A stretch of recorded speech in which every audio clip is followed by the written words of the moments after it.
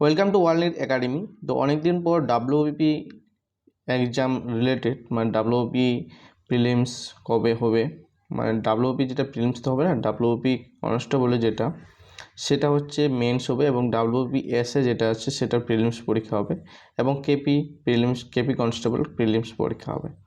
তো অনেক দিন ধরে কোনো কিছু আপডেট দেওয়া হয়নি, তো এই জন্য দেওয়া হয়নি যে সেরকম কোনো কিছু আপডেট সেরকম আমি পাইনি, সেজন্য আপনাদেরকে সেরকম আপডেট দেওয়া হয়নি।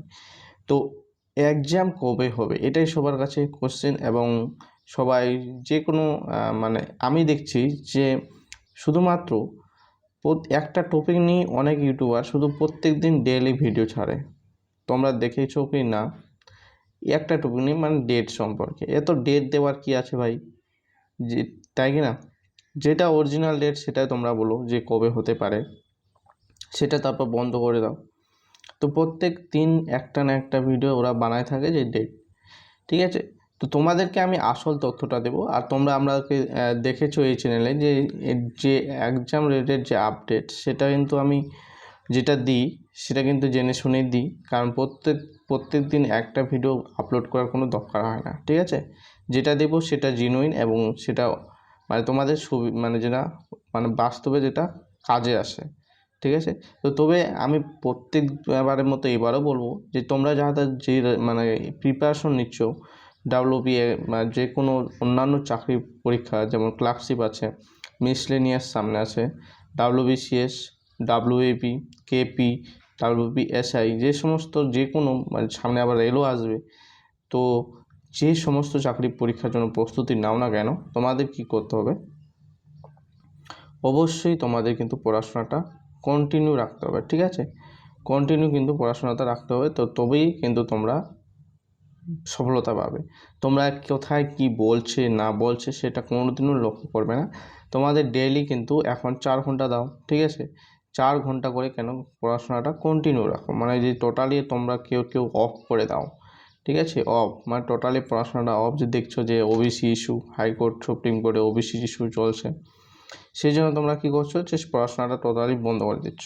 সেটা করলে কিন্তু তোমাদেরই লস, কারণ তোমাদের যেটা পড়াশোনা আমি দেখছি বা নিজের এক্সপিরিয়েন্স থেকে তোমাদের বলছি, যদি পড়াশোনাটা বন্ধ করো মানে যদি পড়াশোনা বন্ধ করে দাও তাহলে কিন্তু সেগুলো কিন্তু ভুলতে থাকবে, ঠিক আছে। ধরে নাও ম্যাথ, রিজনিং, তারপর জিকেও ভুলবা, সব কিছুই বলবা। ইংলিশটা তো ভাইটাল সাবজেক্ট, কারণ ইংলিশ পড়তে থাকো, কিন্তু মানে কমন যেরকম এগুলো তো বলা যাবে না যে কমন পাওয়া যায়। তো তোমাদের প্র্যাকটিসের উপর ডিপেন্ড করবে, ঠিক আছে, যে সে তোমাদের এই জিনিসগুলো। তো অবশ্যই তোমাদেরকে পড়াশোনা কন্টিনিউ রাখতে হবে। তো আসল কথা হলো এক্সাম ডেট কবে হবে। তো বিভিন্ন জায়গায় তোমরা বিভিন্নভাবে দেখেছো, তো তবে আমি আপনাদেরকে বলি যে নেক্সট যে সুপ্রিম কোর্টে হিয়ারিং আছে সেটা 9 তারিখ আছে, 9 সেপ্টেম্বর 2024, ঠিক আছে। এই সেপ্টেম্বরে যখন হিয়ারিং হবে, জানি না কী হবে, আবার নেক্সট হিয়ারিংও যেতে পারে যদি কোনো উৎস সলভ না হয়ে যায় প্রবলেমটা। তবে যদি হয়েও যায় তবুও কিন্তু যদি এক্সাম হয় এই বছরের শেষের দিকে হলেও হতে পারে, তবে 1 থেকে 10% চান্স আছে, ঠিক আছে। মানে 2024 সালে এগুলো এক্সাম হবে। মনে রাখবে 2024-এ এক্সাম হওয়াটা খুবই কিন্তু না হওয়ারই বেশি চান্স, কারণ পরে কি হবে, স্কুলে পুজো ছুটি পড়ে যাবে, ঠিক আছে। দুর্গা পুজো, তারপর লক্ষ্মী পুজো, তারপর কালী পুজো পর ভাইফোঁটা, এরকম করে করে কিন্তু অক্টোবর এবং নভেম্বর মাসের অর্ধেকটা চলে যাবে, ঠিক আছে।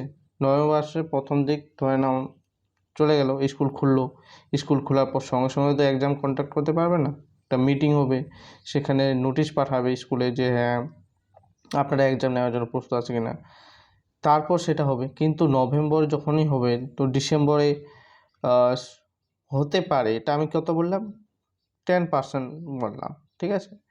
তবে এই বছর 2024 সালে কিন্তু আমার হিসেবে 2024-এ কিন্তু এক্সামটা হচ্ছে না, ঠিক আছে। তাহলে কোথায় কবে হচ্ছে? তবে তোমাদের আমি বলে রাখি যে 2025 সালে তোমরা ধরে রাখো, 2025 সালটাকে মানে এই সালটাকে তোমরা ধরো না। তবে তোমাদের এই ভিডিওটা দেখে তোমরা অবশ্যই পড়াশোনা বা কোনো কিছু খামখেয়ালি করবে না, ঠিক আছে। তোমাদেরকে আমি প্রতিনিয়তই বলবো যে পড়াশোনাটা কন্টিনিউ রাখতে হবে, ঠিক আছে।